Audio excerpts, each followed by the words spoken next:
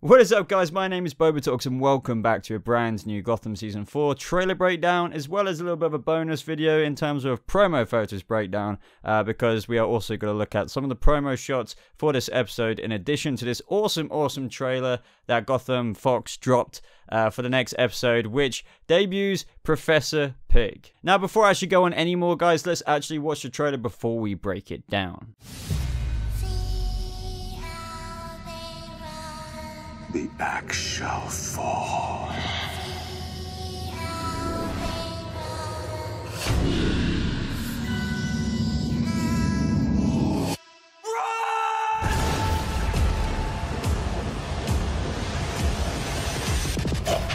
Oink, oink.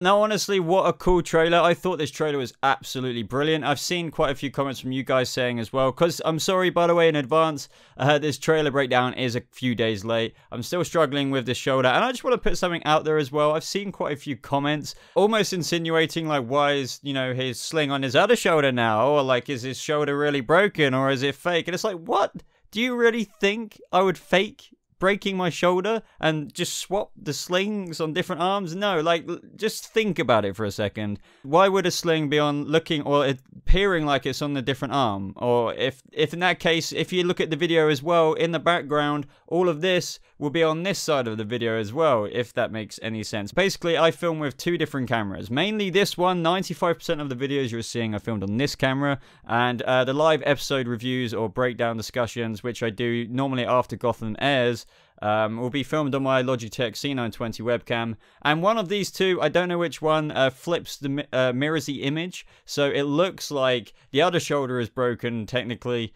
for some of you guys who are very keen-eyed out there, but not keen-eyed enough to think that it's just because the image got mirrored. I mean, come on, guys, really? Would I fake breaking my shoulder? What gain would I have for that? But obviously, this has nothing to do with the video. That was just a mini rant over. For those of you who are obviously sticking around at a minute, I just want to thank you for your support. Obviously, this channel has not been thriving like it's meant to be, especially as the shows came back. That's when I literally broke my shoulder, and I've been really struggling on this channel, and I just want to thank you all, for all of you guys, all the Boba villains or whatever we call ourselves out there. Just thank you for supporting me, and thanks for being patient whilst we get back into the swing of things. And I know it's still going to take a little while longer, and I know some videos are late, just like this one, but we're slowly but surely getting there. So let's start, as we always start, with these trailer breakdowns for the next episode, and this episode will be called Hog Day Afternoon, and this is going to be a really cool episode. As I just said at the beginning of this video, the trailer really gave off a spooky, horror-esque vibe, which really, to be honest, is what the whole first half of Gotham Season 4 is all about. We've had Scarecrow, we've got Solomon Grundy, we've now got Professor Pyg. It's just all coming in together, and I honestly, despite some of the shortcomings this season and some of the problems that we've already encountered, this is truly, technically, I think, the best series start as a whole, because I've just been really enjoying the vibe and everything they've got planned for the first half, and then the second half of the season, which will be Batman Year One. So the synopsis is as follows.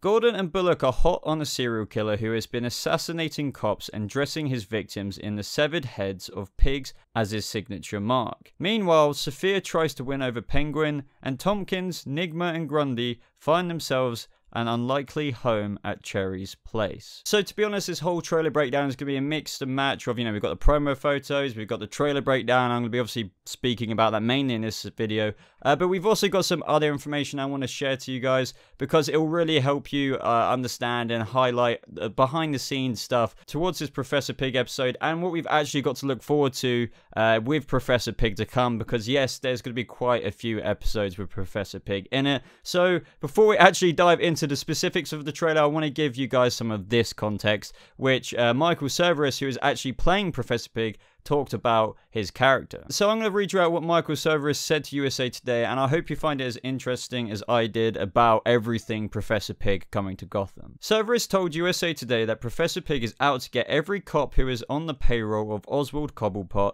with the exception of Jim Gordon, who he views as a kindred spirit. Professor Pyg is a brilliant and chameleon-like person who has a highly developed sense of what's right and wrong. It just might not be a sense of right and wrong that corresponds with everybody else's. Now, this is what executive producer John Stevens had to say. He's almost looking at Gordon as an ally. Like, I'm on your side, Jim, and Jim is saying, no, you're actually a sociopath. So it works in many ways as a seduction on Pyg's part as he tries to pull Jim in. Pyg's plan will change episode by episode, Stevens added. Unlike other villains who have already been introduced in Gotham, Stevens said Professor Pyg is in a league of its own because he hits that sweet spot of being grotesque and terrifying, but also a little bit in that fairy tale-esque world. According to TV Line, Cerberus will appear in several episodes, and it's all thanks to his buddy status with executive producer Danny Cannon.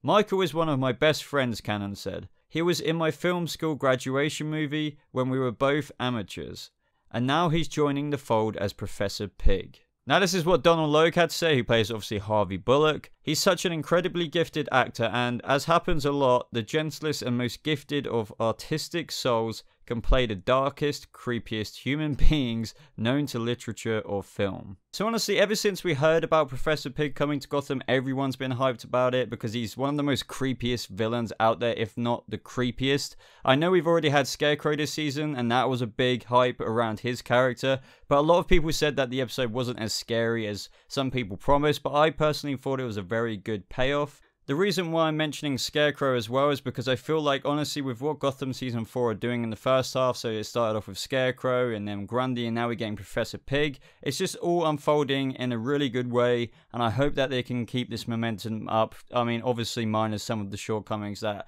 come with every single season of any show out there.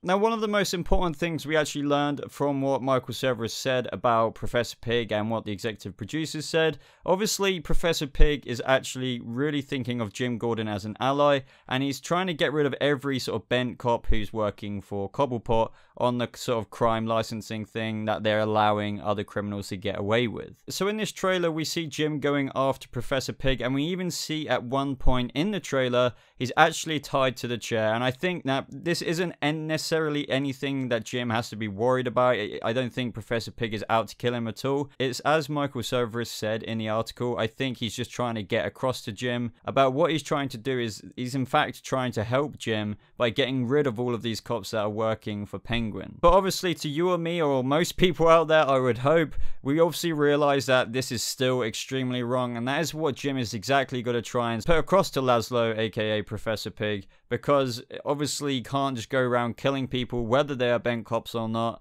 and especially turn them into Dollatrons. Now, if you guys aren't necessarily familiar with Professor Pyg, what he tries to do to his victims is he tries to lobotomize them, and in the comics even, they go around as Dollatrons, or they're basically known as Dollatrons because he puts pigs on their heads, and even at some point, and I don't necessarily think we're going to see any of this early in Gotham because I don't think Professor Pyg is quite there yet, but usually his Dollatrons can do his like bidding and like sort of brainwashed because they've been lobotomized by him. But at this stage in Gotham, I think Professor Pyg's victims, or should I say early proto-Dollatrons, are just going to be dead people with pig masks over their heads. So ultimately what I'm trying to say here is, because this is before Batman, I think Professor Pyg is just going to be trying to help out with, you know, in his own bent and very disturbed way, by killing people who are on Oswald Cobblepot's payroll, so these GCPD officers. But at this stage, they will just be dead bodies and not really much more than that, because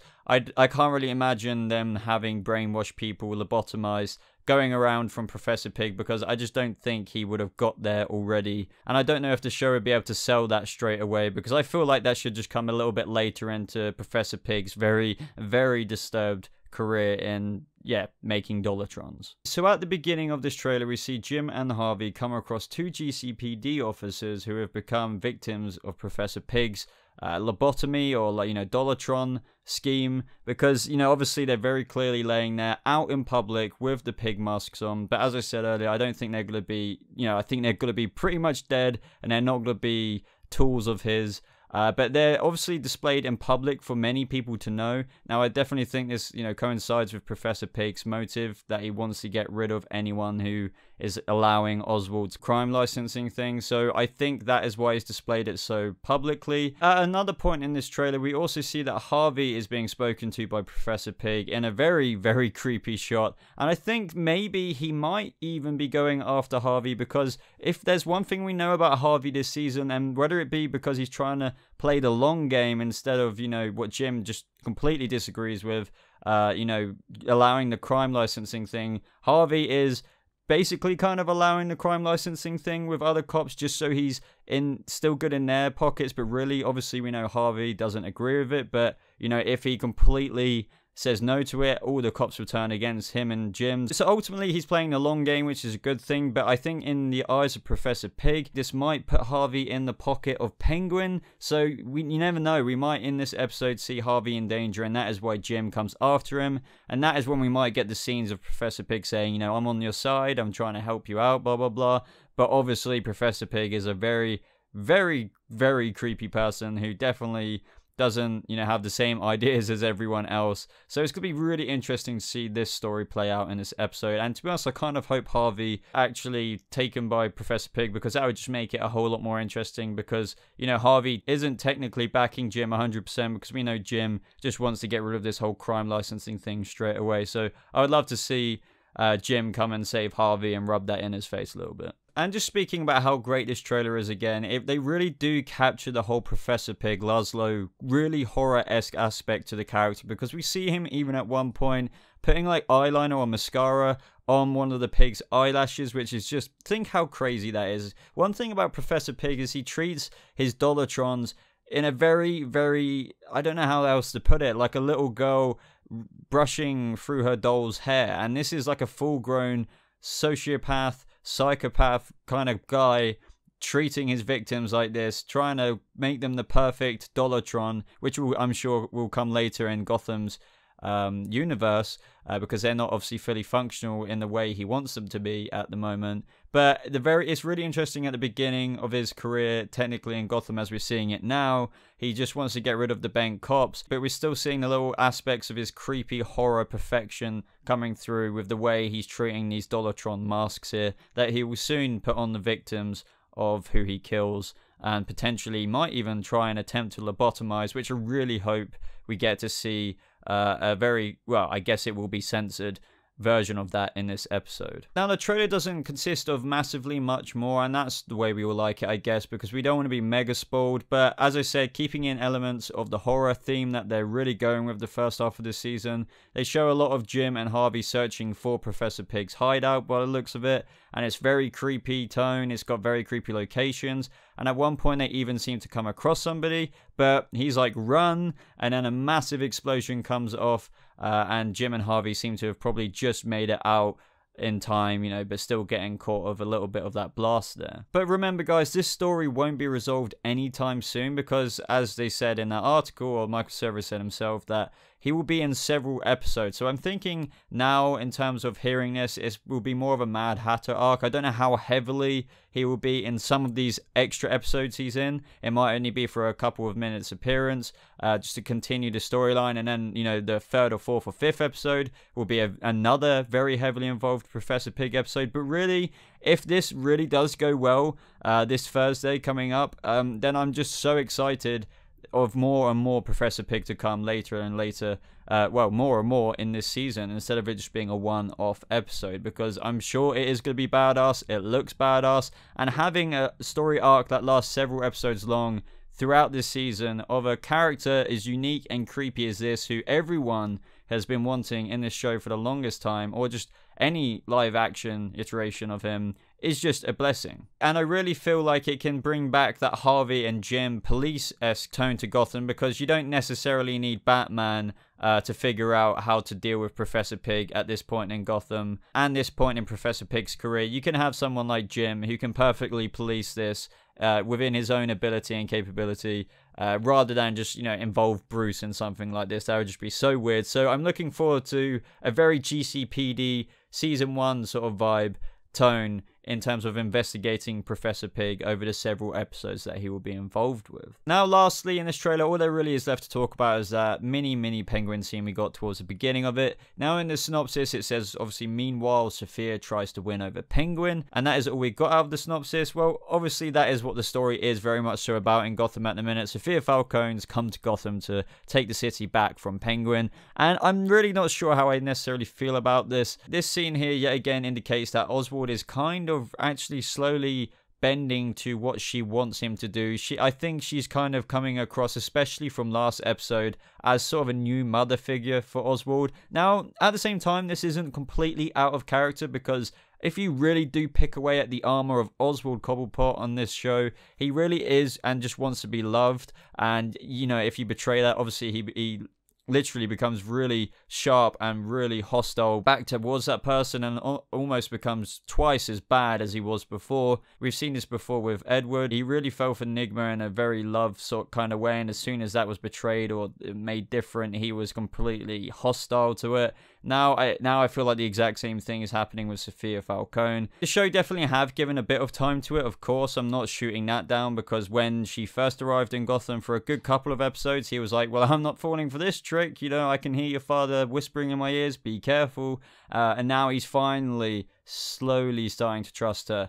But I just don't know how much I want this story retold, because it seems to be a familiar thing. It's not anything entirely new, and if anything, I know, as I just said, Oswald doubted her at the beginning, and now he's starting to trust her, but I feel like he should still be doubting her, and I know he's eventually going to let his guard down, and she's just probably going to completely screw him over, and then, you know, it's very predictable. Oswald's going to go crazy, or something bad's going to happen. I hope there's a lot more of an element to surprise than just this season. Otherwise, as I just said, it's going to be very, very predictable, and Oswald's going to be very hurt again. He might even get the city taken away from him, only in the future to get it back again. But that depends if we get any more seasons of Gotham. But yeah, it's very predictable. Now, if we move on to the promo photos for this episode, it just kind of shows a little bit more of Oswald here, and he's sitting there waiting at the very same table we see him waiting at in the trailer, and he's got that same sad kind of expression on his face, and I do definitely feel like he's waiting for Sofia to turn up to dinner, and maybe she doesn't show, because in the next promo photo we see none other than Victor Zsasz sat there, and now Penguin has a very kind of annoyed look on his face, and Victor's just there being Victor. Now, I think that Sofia Falcone might not have turned up due to because she perhaps wants Oswald to want her to come to dinner, and maybe even be annoyed because this is playing right into her plan and right into her hands. If she, you know, if they have a dinner set up and she doesn't turn up, and then that just kind of makes Sofia Falcone somebody he won't want to ever get rid of, somebody who's turning into more of a figure who he might depend or rely upon for comfort and love. And now this might be playing out as her not turning up. Victor sat there. Penguin's just like, well, god damn it, you know, why didn't she turn up? This is just a theory after all, guys, but I'd love to hear your thoughts in the comments below in terms of, you know, the Penguin moment we saw in the trailer, as well as these two promo images we see here. Now, we've got a few shots from the Fight Club, and here we see none other than Cherry, the owner of the Fight Club, and she's just at the side of the ring. Honestly, not too much other to say than just that. I think that she could be very well looking at Butch in the ring, because the narrative of the end of the last episode is that we saw Riddler and Grundy coming into the ring. I just realized I said Butch, sorry, I meant Grundy. Going into the Fight Club, and obviously look at the size of Grundy. He's going to kick ass in there, and she was more than up for allowing Grundy into the Fight Club, but she wanted Lee to patch him up. So I think this could very well be like the beginning of that fight, but I definitely think we're going to see Grundy fight next episode. In the next promo photo, we see Lee talking to Nigma. Now, I really don't know how I feel about this whole Lee thing. I'm seeing a lot of comments saying how her character has kind of been close to ruined in terms of how, you know, everything is just going for her. She's been going downhill way before the Tetch virus, ever since Mario, really. And now she's, you know, back, and I just don't really dig the new look. I don't dig the new story. I get how she's had a dark time, but she really didn't have to go down this level. But anyway, that's just my personal opinion. Everyone's entitled to their opinion. But let me know what you think of Lee in the comments down below, and what you think is coming in terms of her character. Personally, I think in this shot here, the reason why Riddler, Grundy, and Lee come together is not only just the Fight Club, is that what else is Riddler lacking? He is lacking his intelligence. And what is Lee? She's a doctor, yes, not exactly qualified for neurology or anything like that, maybe. But I think they're going to try and tie in Lee's doctor profession into Nigma wanting her to help him get his smarts back and his intelligence, you know, so he can become the Riddler he once was. So I think that might be how, or what could even be going on in this conversation right here between Riddler and Lee Tompkins.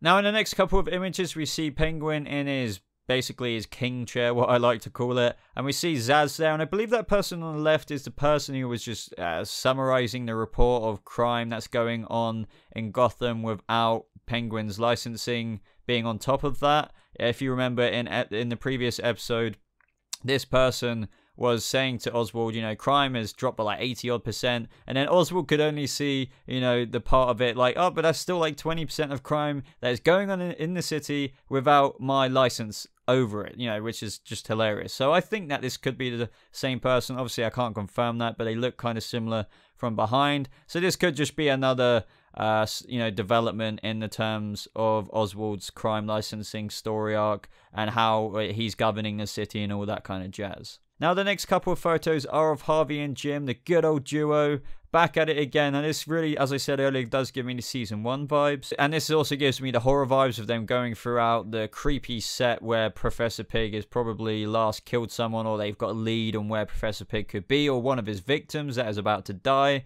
Because I don't know if Professor Pyg's just going to murder them and obviously then leave them out in the public for them to see.